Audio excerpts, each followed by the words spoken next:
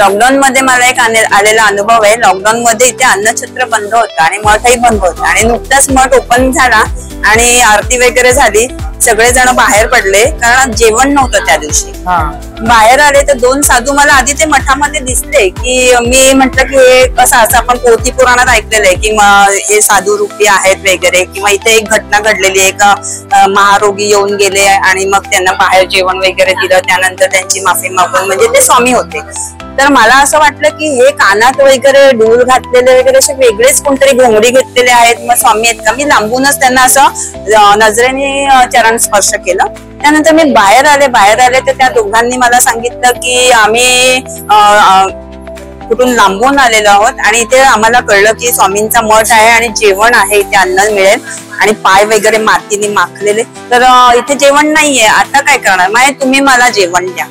मी कर्जतून येते, तर कर्जतला माझ्याकडे सगळा स्वयंपाक झालेला होता, पण इथून अंतर 10 किलोमीटर आहे, आता मी घरी जाऊन जेवण आणू शकते, पण हे थांबतील का?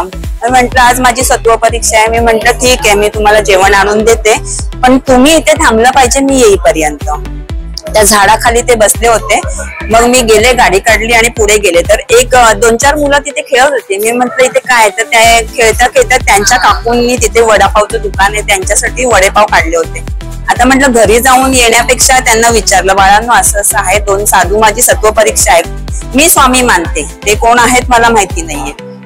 तर त्यांनी, त्या काकू बोलल्या ठीक आहे वडेपाव घेऊन जा। मी आले आणि ते असे एक हात कमरेवर आणि एक हात खाली असे समोर उंच धिप्पाड माणूस उभे, माझ्या नजरेतून एकदम अश्रुधारा आल्या। मला असं वाटलं हे स्वामीच माझी परीक्षा घेत आहेत आणि ते स्वामीच होते, मी हेच मानते की ते स्वामीच होते। अशीच सेम मूर्ती आपल्या मठामध्ये सुद्धा आहे, बाहेर पडल्यावर उजव्या बाजूची मूर्ती। हो, विठ्ठलाची आठवण होते ते बघून मला, पांडुरंगाची, एक हात कट्ट्यावर एक सरळ, असे अनेक अनुभव आहेत या मठाचे। श्री स्वामी समर्थ। असेच अनुभव आमच्यावर शेअर करत राहा आपल्या सगळ्या प्रेक्षकांसाठी। ते स्वामींची महती काय आहे ते त्यांच्यापर्यंतही हो, आज स्वामी भक्त भरपूर आहेत आणि जे स्वामी भक्त आणि इतर देवांचे भक्त आहेत तेच आता तरणार आहेत। श्री स्वामी। या ताईंना आलेला अनुभव त्यांनी आपल्या बरोबर शेअर केला। आपल्यालाही स्वामींचे आलेले अनुभव शेअर करण्यासाठी आम्हाला कमेंट करून सांगा। त्यासाठी आपलं रूपरेषा हे YouTube चॅनल लाईक करा, शेअर करा आणि सबस्क्राईब करा। धन्यवाद। श्री स्वामी समर्थ।